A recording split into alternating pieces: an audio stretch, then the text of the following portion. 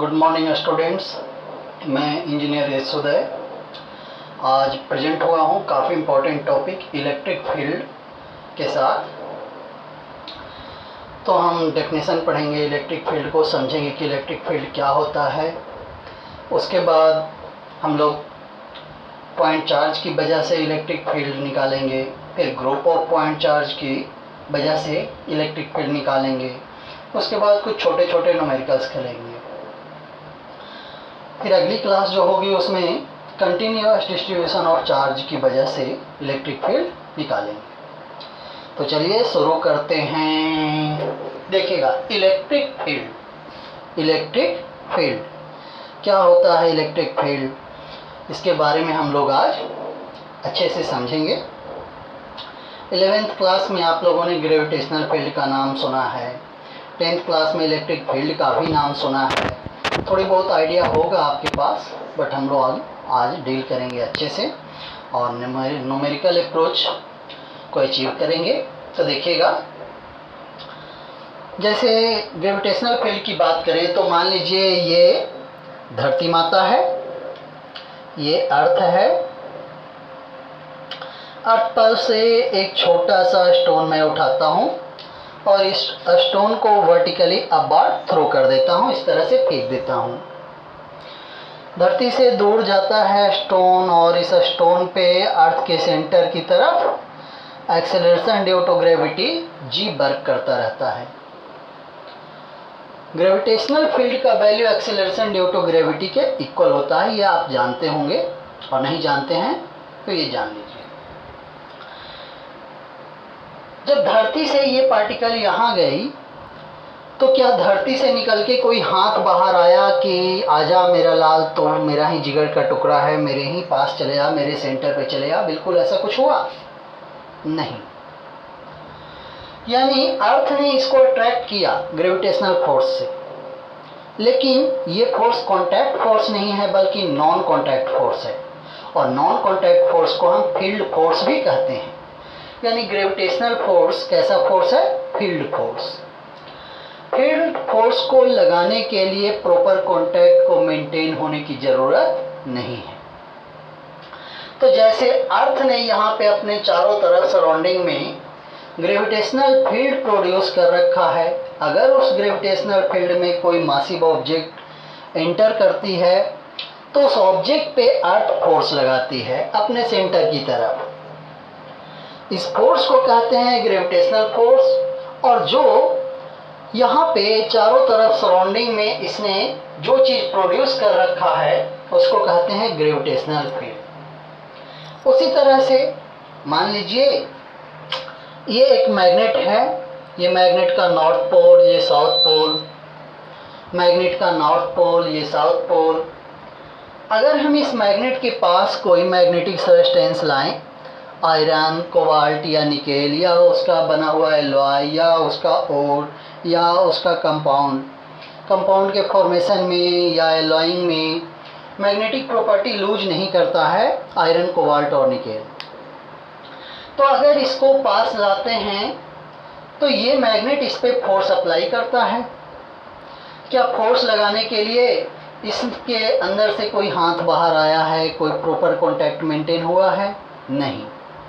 तो जिस फोर्स को अप्लाई करने के लिए दो ऑब्जेक्ट के बीच प्रॉपर कांटेक्ट का मेंटेन होना जरूरी नहीं है, ऐसा फोर्स कहलाता है नॉन कांटेक्ट फोर्स या फील्ड फोर्स। तो ये जो मैग्नेटिक फोर्स अप्लाई करेगा वो भी फील्ड फोर्स है। तो इस मैग्नेट ने अपने चारों तरफ मैग्नेटिक फील्ड प्रोड्यूस किया, कुछ प्रोड्यूस किया जिसे कहते हैं मैग्नेटिक फील्ड। अगर उस मैग्नेटिक फील्ड में कोई दूसरा मैग्नेट या कोई मैग्नेटिक सब्सटेंस इंटर करता है तो उस सब्सटेंस पे ये मैग्नेट का मैग्नेटिक फील्ड फोर्स अप्लाई करता है, जिस फोर्स को कहते हैं मैग्नेटिक फोर्स। तो इसने मैग्नेटिक फोर्स यहाँ अप्लाई किया, इसने यहाँ पे ग्रेविटेशनल फोर्स अप्लाई किया, लेकिन दोनों के बीच, दोनों केसेस में दोनों पार्टिकल के बीच कांटेक्ट मेंटेन नहीं हुआ है। तो देखना, यहाँ इसने भी कुछ प्रोड्यूस किया अपने चारों तरफ और इसने भी अपने चारों तरफ कुछ प्रोड्यूस किया, वो कहलाता है इनका फील्ड। यहाँ ग्रेविटेशनल फील्ड कहेंगे, यहाँ पे मैग्नेटिक फील्ड कहेंगे। अगर ग्रेविटेशनल फील्ड में कोई दूसरा मासिव ऑब्जेक्ट आता है तो ग्रेविटेशनल फील्ड उस पर फोर्स अप्लाई करती है। उसी तरह से यहाँ पे मैग्नेट के द्वारा प्रोड्यूस्ड मैग्नेटिक फील्ड में अगर कोई दूसरा मैग्नेट या मैग्नेटिक सब्सटेंस इंटर करता है तो उस कंडीशन में इसका फील्ड उस पर फोर्स अप्लाई करेगा। ठीक है, तो जैसे ग्रेविटेशनल फील्ड होता है, मैग्नेटिक फील्ड होता है, ठीक उसी तरह से इलेक्ट्रिक फील्ड होता है। एक प्रैक्टिकल एग्जांपल मैं आपको बताता हूँ, इसे आप देख नहीं सकते, बस बट एक्सपीरियंस कर सकते हैं। कैसे एक्सपीरियंस कर सकते हैं ये देखना आप। मान लीजिए आप क्लास में हैं, सपोज दैट ढेर सारे लोग बैठे हुए हैं क्लास में, ढेर सारे स्टूडेंट्स बैठे हुए हैं और एक खूबसूरत सी कन्या एंटर करती है। तो वो आपको पास आके कांटेक्ट मेंटेन नहीं करती है, कुछ नहीं करती है, फिर भी आप उसके प्रति अट्रैक्ट होने लगते हैं, प्यार जगने लगता है दिल में। तो आखिर ऐसा क्या होता है? कोई तो इनविजिबल चीज़ वर्क कर रहा है। तो जैसे वहाँ इनविजिबल चीज़ वर्क कर रहा है, अट्रैक्शन हो रहा है, लव अफेक्शन हो रहा है, ठीक उसी तरह से यहाँ भी दो मासिव पार्टिकल के बीच होता है। एक मैग्नेट दूसरे मैग्नेट के बीच होता है, एक मैग्नेट दूसरे मैग्नेटिक सब्सटेंस के बीच होता है। ठीक वैसा ही केस इलेक्ट्रोस्टैटिक्स में भी होता है। हमने कूलम्ब्स लॉ पढ़ा कि एक चार्ज पार्टिकल दूसरे चार्ज पार्टिकल पे फोर्स अप्लाई करती है। ठीक है, देखना यहाँ एक चार्ज पार्टिकल हमने लिया, फिक्स्ड चार्ज है, ये चार्ज को हमने फिक्स्ड कर दिया, ये फिक्स्ड चार्ज है कैपिटल Q, और इसके पास कोई दूसरा चार्ज लाता हूँ Q0, तो ये चार्ज इस पे फोर्स अप्लाई करेगा। फोर्स के इन्फ्लुएंस में ये इधर भागना चाहेगा। अगर दोनों लाइक नेचर के हैं तो रिपल्सिव फोर्स होगा। तो कूलम्ब ने डायरेक्ट फोर्स का फार्मूला दिया। अब यहाँ पे कांटेक्ट तो मेंटेन हुआ नहीं है, मतलब पहले जैसा केस है। इसने कुछ प्रोड्यूस किया अपने चारों तरफ, उस प्रोड्यूस्ड फील्ड में, उस रीजन में अगर कोई दूसरा चार्ज पार्टिकल एंटर करती है तो दूसरे चार्ज पार्टिकल पे फोर्स अप्लाई करेगी वो प्रोड्यूस की हुई चीज। क्लियर? तो प्रत्येक चार्ज के चारों तरफ या किसी भी चार्ज कॉन्फ़िगरेशन के चारों तरफ कुछ एग्जिस्ट करता है, कोई रीजन सराउंडिंग एग्जिस्ट करता है। अगर उस सराउंडिंग में, उस रीजन में कोई दूसरी चार्ज पार्टिकल एंटर करती है तो वो चीज़ उस पर फोर्स अप्लाई करती है। उसे ही कहते हैं मैग्नेटिक, उसे ही कहते हैं इलेक्ट्रिक फील्ड। तो देखना इलेक्ट्रिक फील्ड का definition, the region surrounding a charge और चार्ज कॉन्फ़िगरेशन। कोई भी चार्ज इंडिविजुअल हो सकता है, पॉइंट चार्ज हो सकता है, या चार्ज कॉन्फ़िगरेशन हो सकता है। कोई ऑब्जेक्ट है टेढ़ा मेढ़ा लंगड़ा चपटा, उस पे चार्ज एग्जिस्ट कर सकता है इस तरह से। तो कोई पॉइंट चार्ज हो या कैसा भी चार्ज कॉन्फ़िगरेशन हो, उसके चारों तरफ एक सराउंडिंग होता है, एक रीजन होता है इन विच, जिसमें electric effect are perceptible. Perceptible मतलब प्रत्यक्ष हो, द्रष्टव्य हो, जो दिखता हो, जो इंद्रियों के द्वारा सेंस किया जा सके। Perceptible is called the electric field of the given charge. इस चार्ज के चारों तरफ जितने रीजन में, जितने स्पेस में इलेक्ट्रिक इफेक्ट परसेप्टिबल हो, उस पूरे रीजन स्पेस को कहते हैं इसका इलेक्ट्रिक फील्ड। उस पूरे को, उस पूरे रीजन को, स्पेस को कहते हैं उस चार्ज या चार्ज पार्टिकल का इलेक्ट्रिक फील्ड। और जहां तक स्पष्ट पता चले, पता कैसे चलेगा? जहां पे हमें चेक करना है वहां पे हम क्या करते हैं, टेस्ट चार्ज रखते हैं। पिछली क्लास में हमने टेस्ट चार्ज के बारे में पढ़ा था। तो टेस्ट चार्ज रखते हैं और देखते हैं कि टेस्ट चार्ज में मूवमेंट हो रहा है या नहीं। अगर मूवमेंट हो रहा है तो निश्चित रूप से उस पे इलेक्ट्रोस्टैटिक फोर्स वर्क कर रहा है, कूलम्ब फोर्स वर्क कर रहा है, मतलब वहाँ पे इलेक्ट्रिक फील्ड प्रेजेंट है। तो हम इस तरह से समझते हैं कि कोई चार्ज है जो अपने चारों तरफ कुछ प्रोड्यूस करता है, कोई क्षेत्र बनाता है, प्रभाव क्षेत्र बनाता है। अगर उस प्रभाव क्षेत्र में कोई दूसरा चार्ज इंटर करती है तो उस चार्ज पे पहले वाले का प्रभाव क्षेत्र फोर्स लगाता है, ठीक है। Exerts force on another charge not on source charge. इसने कुछ प्रोड्यूस किया, produces something called electric field. जो चीज इसने अपने चारों तरफ प्रोड्यूस किया वो कहलाती है इलेक्ट्रिक फील्ड। और इलेक्ट्रिक फील्ड क्या करती है, इस सोर्स चार्ज को छोड़ के बाकी जितने भी चार्जेज हैं सब पे फोर्स अप्लाई करती है। Exerts force on another charges not on source charges. जिसके द्वारा इलेक्ट्रिक फील्ड प्रोड्यूस की जाती है वो सोर्स चार्ज पे, अपने ही सोर्स चार्ज पे कभी इलेक्ट्रिक फील्ड फोर्स अप्लाई नहीं करती है। तो इलेक्ट्रिक फील्ड क्या अप्लाई करती है, electric force, coulomb force. Clear.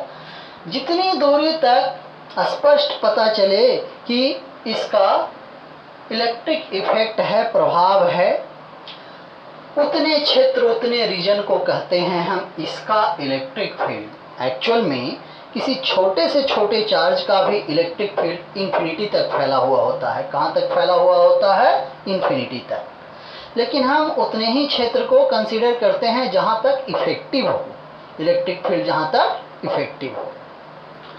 तो ये इलेक्ट्रिक फील्ड का डेफिनेशन था कि प्रत्येक चार्ज या चार्ज कॉन्फ़िगरेशन अपने चारों तरफ एक प्रभाव क्षेत्र पैदा करती है, जिसमें अगर कोई दूसरी चार्ज एंटर करे तो उस पर फोर्स लगता है। उस प्रभाव क्षेत्र को कहते हैं इलेक्ट्रिक फील्ड। अब अलग अलग जगह पे प्रभाव क्षेत्र का प्रभाव अलग अलग होता है, स्ट्रेंथ, ताकत अलग अलग होती है। इसके नज़दीक इस चार्ज को लाएंगे तो फोर्स ज़्यादा लगेगा, मतलब इलेक्ट्रिक फील्ड स्ट्रॉन्ग होगा।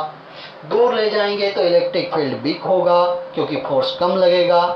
तो लगाए गए फोर्स के स्ट्रेंथ से पता चलता है इलेक्ट्रिक फील्ड का स्ट्रेंथ। जितना स्ट्रॉन्ग इलेक्ट्रिक फील्ड उतना ही स्ट्रॉन्ग फोर्स, उतना ही स्ट्रॉन्ग फोर्स।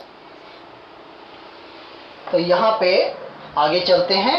अब उस ताकत को हम पता करते हैं, इलेक्ट्रिक फील्ड के इंटेंसिटी को, स्ट्रेंथ को, ताकत को हम पता करते हैं। तो नेक्स्ट हेडिंग है इलेक्ट्रिक फील्ड इंटेंसिटी।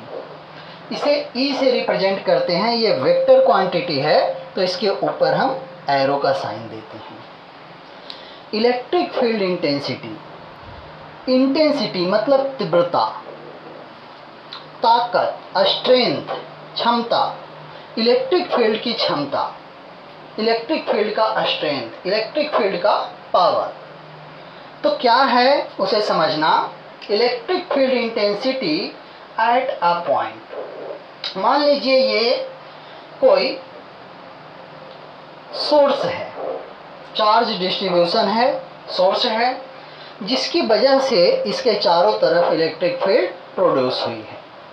अब उस प्रोड्यूस्ड इलेक्ट्रिक फील्ड का स्ट्रेंथ पता करना है किसी पॉइंट पे।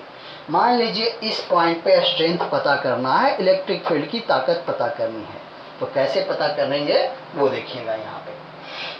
Electric field intensity at a point, किसी पॉइंट पे electric field intensity is electrostatic force acting on unit positive charge at that point. यहाँ पे अगर इलेक्ट्रिक फील्ड की स्ट्रेंथ पता करनी है तो यहाँ पे यूनिट पॉजिटिव चार्ज रखेंगे, 1 कूलम्ब का चार्ज रखेंगे, +1 कूलम्ब का।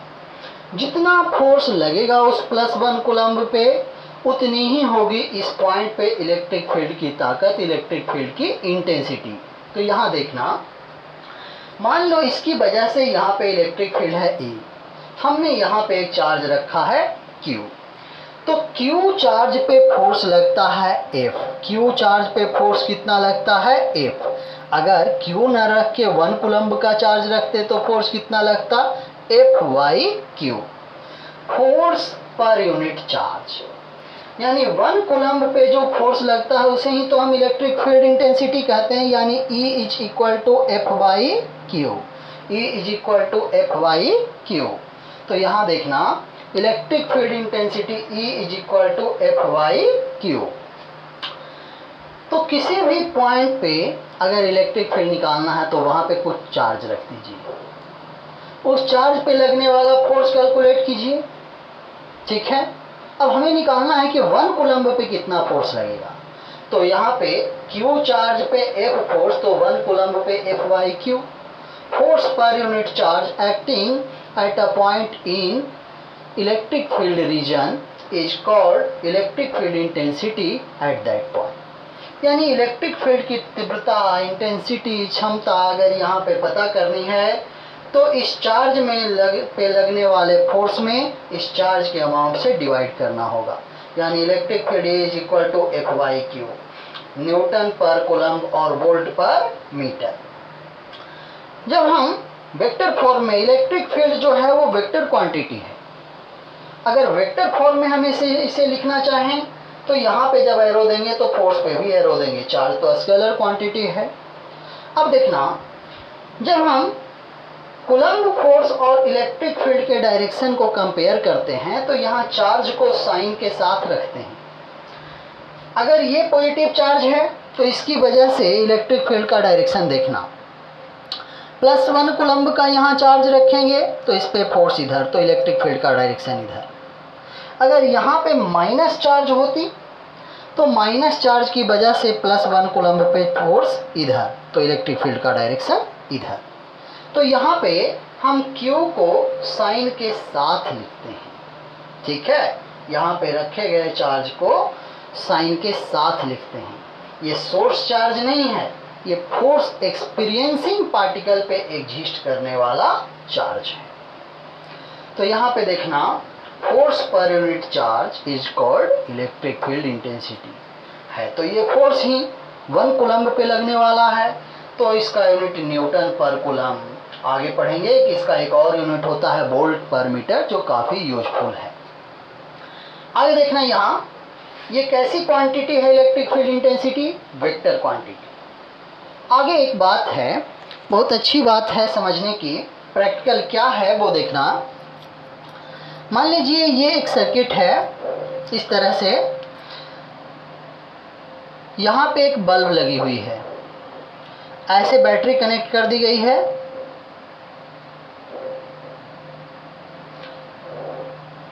बैटरी कनेक्ट कर दी गई है।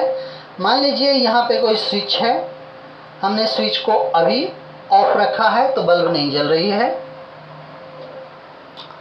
जानते हैं, जब स्विच को ऑन करेंगे तो इलेक्ट्रॉन का मूवमेंट शुरू होगा। तो इलेक्ट्रॉन जैसे ही स्विच को ऑन करते हैं, ठीक जस्ट उसके कुछ ही देर बाद यहाँ पे बल्ब जलना शुरू हो जाता है। मान लीजिए यहाँ से लेके, स्विच से लेके बल्ब तक के वायर का लेंथ है 100 मीटर या 10 मीटर, इस तरह से। तो आप जानते हैं इलेक्ट्रॉन की स्पीड ऑफ इलेक्ट्रॉन यहाँ पे कितनी होती है? 10⁻⁻4 मीटर पर सेकेंड। 0.1 mm पर सेकेंड। इलेक्ट्रॉन को यहाँ से यहाँ पहुँचने में घंटों लगेगा, तब तो बल्ब को 1 घंटे बाद जलना चाहिए स्विच ऑन करने के बाद, पर ऐसा होता नहीं है। हम देखते हैं कि जैसे ही स्विच ऑन करते हैं बल्ब ऑन हो, बल्ब यहाँ जलना शुरू हो जाती है। इसका कारण क्या है? इसका कारण यह है कि जैसे ही स्विच ऑन करते हैं पूरे के पूरे वायर में इलेक्ट्रिक फील्ड सेट होता है। इलेक्ट्रिक फील्ड को सेट होने में कितना टाइम लगता है? Setting time of electric field is equal to travelling time of light. यहाँ से लाइट को ट्रेवल करके यहाँ पहुँचने में जितना टाइम लगेगा, एग्जैक्टली उतने ही टाइम में इलेक्ट्रिक फील्ड सेट हो जाती है इस रीजन में, इस वायर में। अब इलेक्ट्रिक फील्ड सेट हो जाएगी तो हम जानते हैं कि F is equal to Q into E। Electric field charge particle पे फोर्स अप्लाई करेगी, यानी यहाँ पे जितने फ्री इलेक्ट्रॉन्स हैं इस वायर में, सारे के सारे इलेक्ट्रॉन्स पे फोर्स लगना शुरू हो जाएगा। इलेक्ट्रॉन का मूवमेंट शुरू, मतलब इलेक्ट्रिक करंट फ्लो करना शुरू, तो बल्ब जलना शुरू।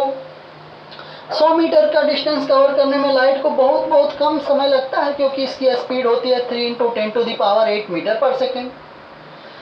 तो यहाँ स्विच ऑन की और यहाँ बल्ब जलना शुरू। अगर यहाँ वाला इलेक्ट्रॉन जाके यहाँ बल्ब को जलाता तो घंटों स्विच को ऑन करने के बाद हमें इंतजार करना पड़ता। क्लियर? तो ये है इलेक्ट्रिक फील्ड का role. Electric field force apply करता है पार्टिकल पे कितना? Q into E। Q into E. चलते हैं आगे। हमने देखा इलेक्ट्रिक फील्ड इंटेंसिटी को। अब जब भी हम इलेक्ट्रिक फील्ड बोलें तो आपको इलेक्ट्रिक फील्ड इंटेंसिटी ही समझना है। पूरे फिजिक्स में इलेक्ट्रिक फील्ड इंटेंसिटी को ही बोलचाल की भाषा में इलेक्ट्रिक फील्ड कहा जाता है। तो जब भी हम इलेक्ट्रिक फील्ड कहें आपको इलेक्ट्रिक फील्ड इंटेंसिटी समझना है। तो अब हम इलेक्ट्रिक फील्ड का वैल्यू निकालेंगे पॉइंट चार्ज की वजह से, फिर ग्रुप ऑफ पॉइंट चार्ज की वजह से, और फिर हम न्यूमेरिकल करेंगे। तो हमने देखा था electric field intensity E is equal to F by Q scalar form में, और electric field intensity E is equal to vector F divided by Q, और Q है फोर्स एक्सपीरियंसिंग पार्टिकल पे एग्जिस्ट करने वाला चार्ज, और इसको हम साइन के साथ पुट करते हैं। चलते हैं आगे। अब हम लोग पढ़ेंगे इलेक्ट्रिक फील्ड, यानी इलेक्ट्रिक फील्ड का मतलब electric field intensity due two point charge. Due two point charge हमने यहाँ पे एक पॉइंट चार्ज रखा है कैपिटल Q, इसकी वजह से इस पॉइंट पे इलेक्ट्रिक फील्ड इंटेंसिटी निकालनी है। तो हम जानते हैं electric field intensity E is equal to क्या होता है F बाई Q। तो फोर्स कितना लगेगा? Force F is equal to 1/4 pi epsilon naught Q into Q by distance R का स्क्वायर। अब फोर्स में हमें फोर्स एक्सपीरियंसिंग पार्टिकल के चार्ज से डिवाइड करनी है। तो यहाँ पे फोर्स एक्सपीरियंसिंग पार्टिकल का चार्ज कितना Q, तो छोटी Q से हमने यहाँ डिवाइड किया और ये मिलेगा इलेक्ट्रिक फील्ड। Q ने Q को मार दिया कितनी 1/4 pi epsilon not capital Q by R square. तो इलेक्ट्रिक फील्ड इस चार्ज की वजह से R डिस्टेंस पे वैक्यूम में कितना EV is equal to 1/4 pi epsilon naught Q by R square. 1/4 pi epsilon naught Q by R square. अगर यहीं वैक्यूम की जगह कोई मीडियम फिल कर देते तो मीडियम में एप्सिलॉन नॉट के साथ एक और कांस्टेंट आ जाता, रिलेटिव परमिटिविटी एप्सिलॉन R। तो 1/4 pi epsilon not epsilon R Q by R square. ये हो गया मीडियम में इलेक्ट्रिक फील्ड इंटेंसिटी, और ये है वैक्यूम में इलेक्ट्रिक फील्ड इंटेंसिटी। चार्ज को हम साइन के साथ रखते हैं यहाँ, क्लियर। अगर पॉजिटिव चार्ज है तो इसकी वजह से इलेक्ट्रिक फील्ड दूर की तरफ, नेगेटिव चार्ज है तो इस चार्ज की तरफ। पता कैसे चलेगा? यहाँ +1 कूलम्ब का चार्ज रखेंगे। आगे चलते हैं वेक्टर फॉर्म। देखना वेक्टर फॉर्म में हमने पढ़ा electric field E is equal to F by Q। F by Q। तो यहाँ देखना वेक्टर फॉर्म में फोर्स हमने क्या पढ़ा है? फोर्स इज इक्वल टू होता है 1/4 pi epsilon naught Q into Q by RQ into vector R। Vector R क्या है? इस चार्ज से इस चार्ज को मिलाने वाली वेक्टर, ठीक है। इस फार्मूले का यूज करके हम इलेक्ट्रिक फील्ड निकालेंगे। तो इलेक्ट्रिक फील्ड होता है F बाई Q। यहाँ Q से छोटी Q से डिवाइड करेंगे तो Q से Q कैंसिल, ये बचेगा कितना EV is equal to 1/4 pi epsilon naught Q by R square into Q by R square into R cap into 1/Q। 1/4 pi epsilon naught Q by R square. ये हो गया क्या? दोनों charges के बीच लगने वाला फोर्स।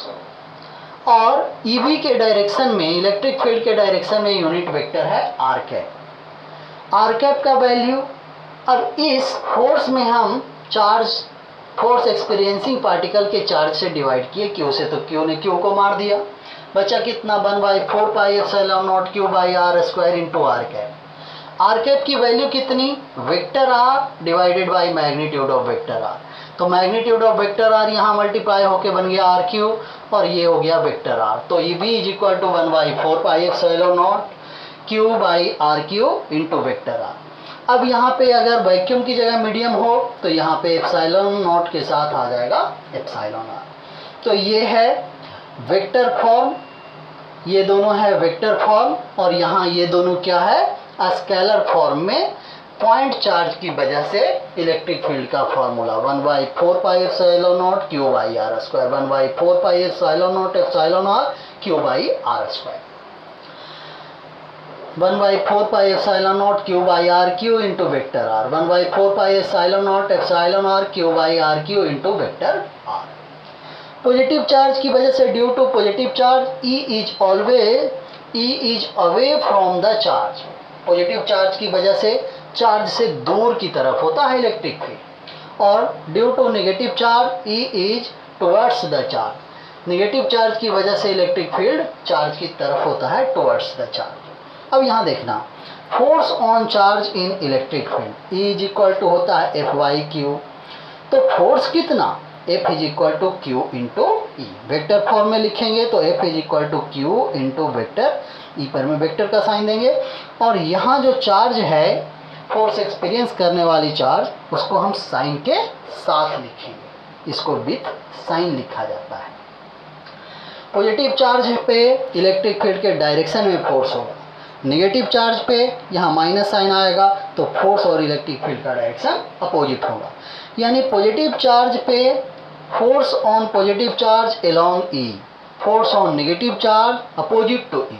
यानी फोर्स पॉजिटिव चार्ज पे फोर्स जो लगेगा इलेक्ट्रिक फोर्स, वो इलेक्ट्रिक फील्ड के डायरेक्शन में, नेगेटिव चार्ज पे जो फोर्स लगेगा इलेक्ट्रिक फील्ड के अपोजिट डायरेक्शन में। तो ये सारी चीज़ें हैं, और फोर्स होगा कितना, Q इंटू ई। तो ये पॉइंट चार्ज की वजह से इलेक्ट्रिक फील्ड था। अब हम लोग एक पॉइंट चार्ज ना रह के अगर कई पॉइंट चार्ज हों तो उसकी वजह से किसी गिवन पॉइंट पे इलेक्ट्रिक फील्ड कैसे निकालेंगे। तो देखना, मान लो ये एक चार्ज है Q1, ये Q2, ये Q3, ये Q4, Q5, इस तरह से Qn ढेर सारे चार्जेज हैं। Q1 की वजह से इस पॉइंट पे हमें इलेक्ट्रिक फील्ड, इन सारे चार्जेज, ग्रुप ऑफ चार्जेज की वजह से इलेक्ट्रिक फील्ड इस पॉइंट P पे हमें निकालना है। तो Q1 की वजह से इधर E1, Q2 की वजह से E2 इधर, Q3 की वजह से E3 इधर, इसी तरह से Q4, Q5 up to Qn की वजह से अलग अलग डायरेक्शन में। अब इलेक्ट्रिक फील्ड इंटेंसिटी कैसी क्वांटिटी है, वेक्टर क्वांटिटी, तो सबका रिजल्टेंट निकालना होगा तो उनका वेक्टर सम करना होगा। यानी net electric field at point P is equal to vector E1 plus vector E2 plus vector E3 up to vector En। अब अभी जो हमने बातें सीखी उनका यूज करेंगे, छोटे छोटे न्यूमेरिकल सभी करेंगे। तो शुरू करते हैं।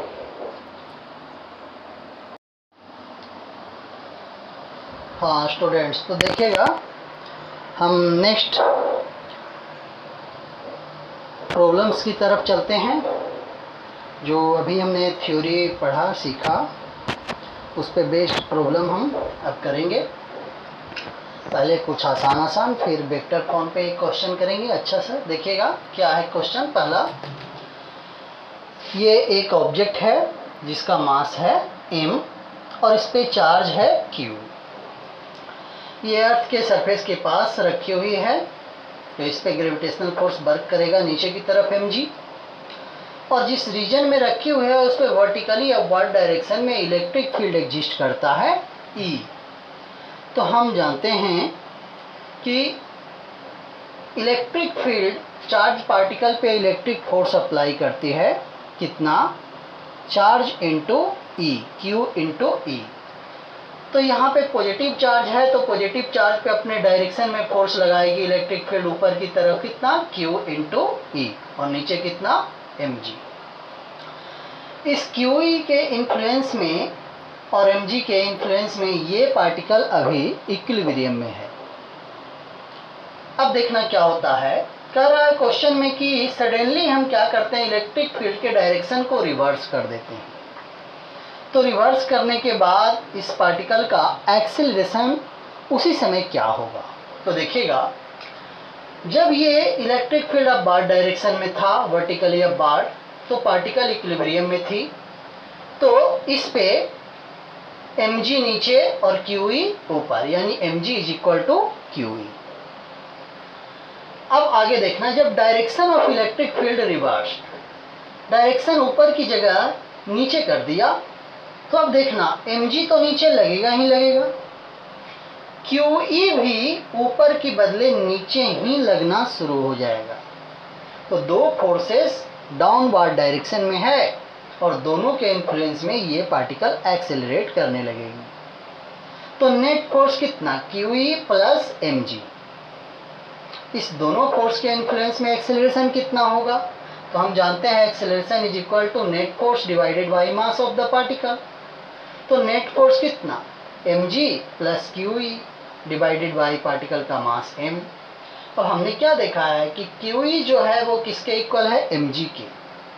तो QE की जगह हमने रख दिया mg, तो m कॉमन लिए कट गया, बचा कितना, g प्लस g 2g। यानी जितनी ग्रेविटेशनल एक्सेलरेशन पहले था उसका डबल एक्सेलरेशन से नीचे की तरफ मूव करना शुरू करेगी। आगे देखना दूसरा क्वेश्चन। दूसरा क्वेश्चन क्या है कि ये एक पार्टिकल है जिसका मास है m। तो mg नीचे की तरफ वर्क करेगा और यहाँ पे इलेक्ट्रिक फील्ड है ऊपर के रीजन में, पर इस पे अभी चार्ज नहीं है। हमें चार्ज जनरेट करना है। कैसे जनरेट करना है, इस पर से इलेक्ट्रॉन को मूव करवाना है, बाहर नॉकआउट करना है। तो सवाल है कि कितने इलेक्ट्रॉन्स को बाहर कर दें ताकि ये पार्टिकल इक्विलिब्रियम में चला आए। इलेक्ट्रॉन के मास को यहाँ पे नेग्लिजिबल कंसीडर करेंगे। ये मास m के रेस्पेक्ट में मास ऑफ इलेक्ट्रॉन को नेग्लिजिबल कंसीडर करेंगे, यानी यहाँ से इलेक्ट्रॉन निकालने पे इस पार्टिकल के मास पे कोई फर्क नहीं पड़ेगा, ये हम कंसीडर करेंगे। तो यहाँ देखना mg नीचे और मान लो इलेक्ट्रॉन निकालने से इस पे पॉजिटिव चार्ज आता है q, तो QE ऊपर। QE और mg जब एक दूसरे को बैलेंस कर देंगे तो उस समय ये पार्टिकल इक्विलिब्रियम में आ जाएगी, यानी mg is equal to QE। अब ये जो चार्ज Q जनरेट हुआ है वो कितने इलेक्ट्रॉन के निकालने से जनरेट हुआ है, उसी इलेक्ट्रॉन की संख्या हमें कैलकुलेट करना है। तो मान लेता हूँ कि n इलेक्ट्रॉन को बाहर निकालने से QE चार्ज जनरेट हुआ है। तो यहाँ पे Q इज इक्वल टू कितना, n इंटू E। यहाँ से n की वैल्यू निकालेंगे तो n की वैल्यू कितनी, mg divided by EE, mg divided by EE। ये हो गया नंबर ऑफ इलेक्ट्रॉन। अगला क्वेश्चन क्या है वो देखिएगा, बहुत ही आसान, बहुत ही मज़ेदार। ऐसा क्वेश्चन आप कूलम्ब कोर्स में कर चुके हैं।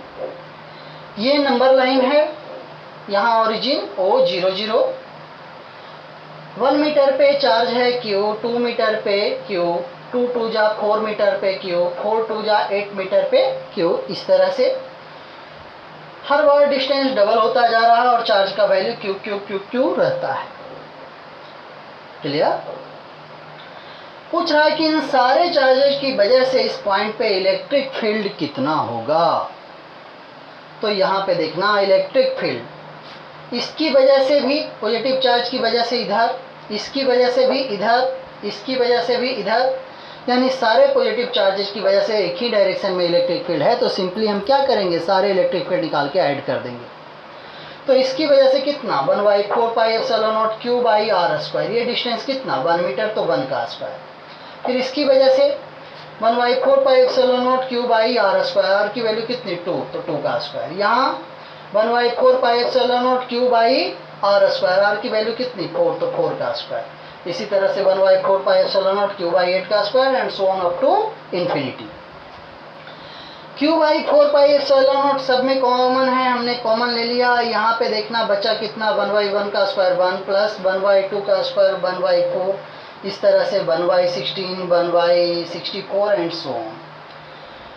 ये ब्रैकेट वाली चीज़ जो है वो एक पैटर्न में सेट हो गया है, सीरीज में सेट हो गया है। इसे पहले भी बता चुका हूँ, a plus AR plus AR² plus ARQ up to infinity. ये GP है, ज्योमेट्रिक प्रोग्रेशन। अगर r की वैल्यू मतलब r का मॉड लेस देन 1 है तो इस इनफाइनाइट सीरीज का सम होता है a divided by 1 minus r, जहाँ a फर्स्ट टर्म है और r क्या है, कॉमन रेशो। तो हमने यहाँ पे फर्स्ट टर्म a की जगह 1 रखा और common ratio second term divided by first term 1/4/1 is equal to कितनी, 1/4। तो ये हो गया कितना, Q/4πε0 फर्स्ट टर्म a की जगह 1 divided by 1 minus 1/r, r की जगह कितना 1/4। इसको सोल्व किया तो ये आ गया हमारा आंसर। ठीक है, अब इस क्वेश्चन को थोड़ा सा चेंज किया है। चेंज क्या किया है, बिल्कुल पहले जैसा नंबर लाइन पे चार्ज रखा हुआ है, पहले जैसा सिस्टम है, लेकिन चार्ज देखना, एक प्लस क्यू है तो दूसरा माइनस क्यू, फिर प्लस क्यू, फिर माइनस क्यू, इस तरह से इन्फिनिटी तक सजे हुए हैं। इसकी वजह से इलेक्ट्रिक फील्ड यहाँ निकालना है, तो पॉजिटिव चार्ज की वजह से इधर, तो नेगेटिव चार्ज की वजह से इधर, फिर पॉजिटिव चार्ज की वजह से इधर, तो नेगेटिव चार्ज की वजह से इधर। यानी अगर इधर वाले इलेक्ट्रिक फील्ड को प्लस साइन के साथ लेंगे तो इधर वाले को माइनस के साथ लेना होगा। तो हम लिखते हैं पहले वाले की वजह से कितना 1/4πε0 q/r², r की वैल्यू कितनी 1, तो 1 का स्क्वायर, माइनस 1/4πε0 इसकी वजह से q/r², 2 का स्क्वायर, लेकिन इसकी वजह से इधर प्लस तो इसकी वजह से इधर की तरफ माइनस, उसी तरह से इसकी वजह से प्लस तो इसकी वजह से माइनस, सबको लिख दिया। जो कॉमन है q/4πε0 उसे बाहर निकाल लिया, बचा कितना 1 माइनस 1/4 प्लस 1/16 माइनस 1/64, इस तरह से। ये भी जीपी ही है, लेकिन यहाँ पे कॉमन रेशो अलग है। फर्स्ट टर्म तो 1 है, लेकिन common ratio second term by first term, -1/4 divided by 1 is equal to -1/4, यानी यहाँ पे कॉमन रेशो है -1/4, और उसका मॉड लेंगे तो वो अगेन छोटी होगी किससे, 1 से, यानी कॉमन रेशो का मॉड है 1 से छोटी, तो फिर से सीरीज क्या होगा, सीरीज का सम a divided by 1 minus r। तो हम यहाँ लिखते हैं, ये चीज़ एज इट इज लिखा, और यहाँ पे a की जगह 1 divided by 1 minus second term by first term r होता है, तो -1/4 divided by 1 is equal to -1/4, r की वैल्यू कितनी -1/4। हमने सोल्व किया और ये आ गया आंसर। क्लियर। अब अगला क्वेश्चन देखिएगा, इक्विलिब्रियम पे बेस्ड है। ठीक है, देखिएगा नल पॉइंट पे बेस्ड है ये क्वेश्चन। क्या है वो देखना, यहाँ 2 कूलम्ब का चार्ज है और इससे 80 मीटर के डिस्टेंस पे रखी हुई है दूसरी चार्ज -50 कूलम्ब। पूछ रहा है कि कौन से पॉइंट पे इलेक्ट्रिक फील्ड का वैल्यू 0 होगा। तो इलेक्ट्रिक फील्ड वहीं 0 होगा जहाँ कूलम्ब फोर्स क्या होगा, 0 होगा, और कूलम्ब फोर्स जहाँ 0 होता है वहाँ पे क्या मिलता है, इक्विलिब्रियम।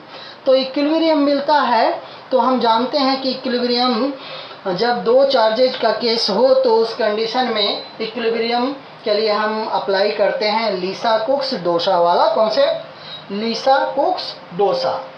लाइक चार्ज के केस में इनसाइड मिलता है इक्विलिब्रियम दोनों चार्जेज के बीच में, अनलाइक चार्ज के बीच केस में लीसा-कुक्स-डोसा डोसा। डिसलाइक चार्जेज के केस में आउटसाइड, किसके पास, छोटे वाले के पास। तो यहाँ पे अनलाइक चार्ज है तो यहाँ पे बाहर मिलेगा इक्विलिब्रियम, किसके पास, छोटे वाले की तरफ, बड़े वाले की तरफ नहीं, बाहर मिलेगा। दोनों चार्जेस को मिलाने वाली लाइन पे आउटसाइड मिलेगा, चार्ज के बाहर मिलेगा छोटे वाले के पास। तो मैं मान लेता हूँ कि यहाँ से x डिस्टेंस पे यहाँ पे इक्विलिब्रियम मिल रहा है, यानी यहाँ पे इलेक्ट्रिक फील्ड क्या होगा, 0। तो इसकी वजह से इलेक्ट्रिक फील्ड इधर की तरफ कितना 1/4πε0 2/x², q/r² होता है पॉइंट चार्ज की वजह से, तो 2/x² इज इक्वल टू, इसकी वजह से कितना 1/4πε0, ये चार्ज कितना 50 डिवाइडेड बाई डिस्टेंस कितना, ये 80 मीटर है, तो 80 + x का होल स्क्वायर। हमने इसको कैलकुलेट किया, सोल्व किया, और ये आ गया x = 220, यानी ये डिस्टेंस कितनी है 20 मीटर। तो इस तरह से हम प्रॉब्लम को सोल्व करेंगे। चलते हैं आगे, नेक्स्ट प्रॉब्लम एक वेक्टर फॉर्म पे क्वेश्चन करेंगे और उसके बाद इस टॉपिक को ख़त्म करेंगे।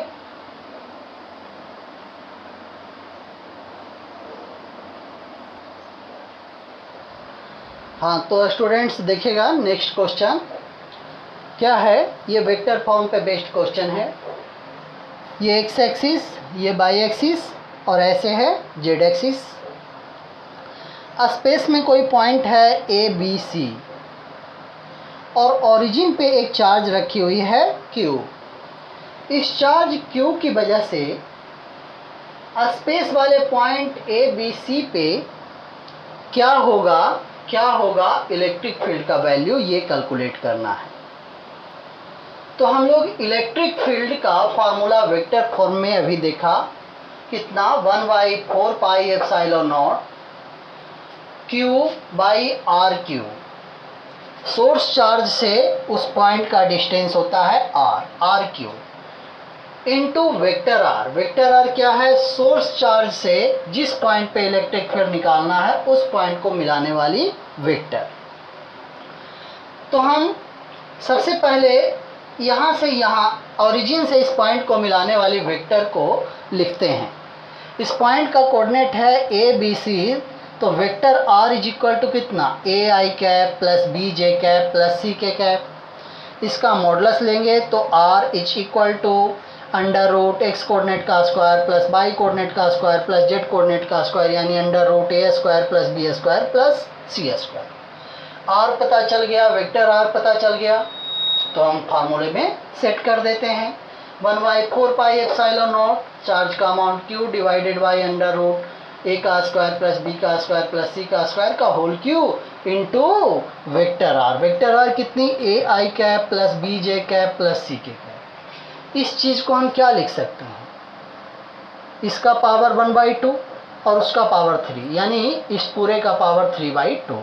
तो हमने लिख दिया electric field is equal to 1/4 pi epsilon naught q by a square plus b square plus c square का power 3/2 into a i cap plus b j cap plus c k cap. तो इस तरह से हम electric field को vector form में लिख सकते हैं।